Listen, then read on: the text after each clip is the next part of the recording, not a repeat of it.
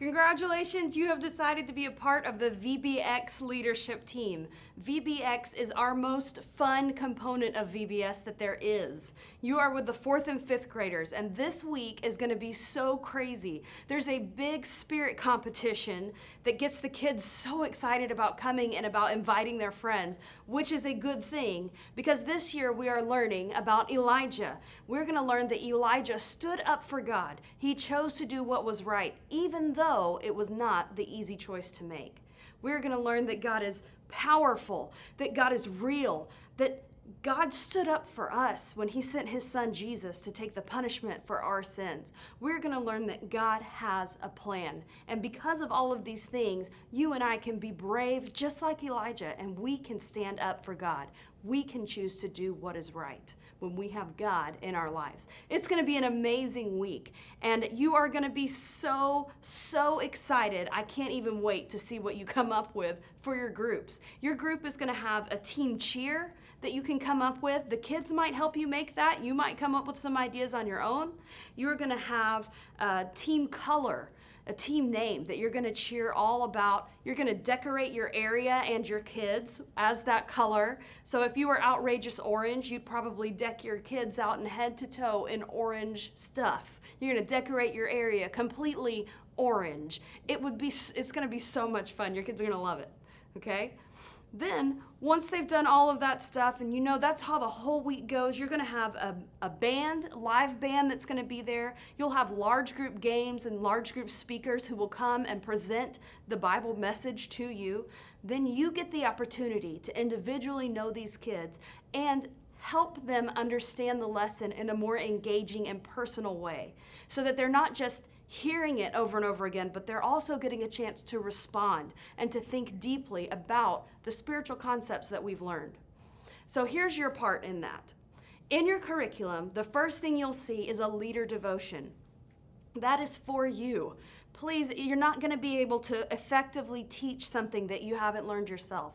Spend time in that leader devotion praying over the kids that you'll have, their families, the impact that this week could have well beyond what you can see. Have time asking the Lord to teach that lesson to you personally before you continue to prepare.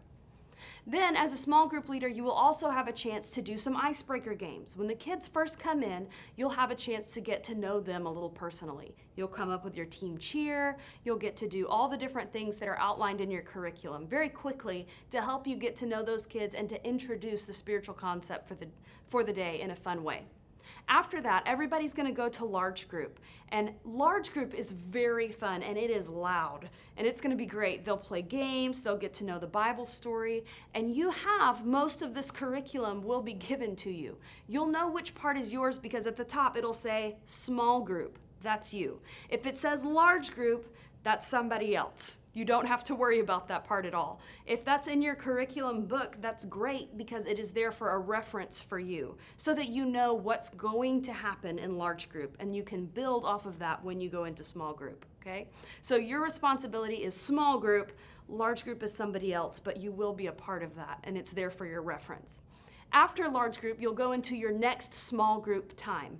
This is where you're going to have one more fun activity before you sit down for the discussion questions. The reason that we do that activity right after large group is so that because of their age, they're not going to go from sitting and listening to sitting and listening. It just doesn't work well for them. They need to be able to get up and move. So we've provided an activity that will hopefully help you do just that. Get your kids to get up and move. You can make the connection, spiritual connection that goes with that particular activity before sitting them down to have discussion time. Every day, the discussion questions have a section in there that gives you helpful tips from teachers who have led many discussion question groups. And these tips will help you to get a lot more people engaged. Try not to just have the one kid who raises their hand every time answer the questions. Try to get a lot of people engaged because this is, again, not a time for you as a leader to reteach the lesson. It is a time for them to get involved in the learning and take it to a deeper, more personal understanding themselves. Please understand that you don't have to ask every single question in that group. There's so many questions. The reason that many questions are in there is so that you as a leader can read through them ahead of time and be prepared should your discussion take any kind of turn. You can know, well, here's a good verse that I can bring up and talk to them about that subject that just came up. You do not have to ask all of the questions. If you have time after this, there is another activity to help you memorize the verse and do a few other fun things. Talk about the mission group that we are doing. We're working with Loving Kids this year. It's a really, really great mission. But all of that is to help you keep your kids focused on what you're doing so they don't tune out, and then help them to take their understanding of the Bible lesson to the next level.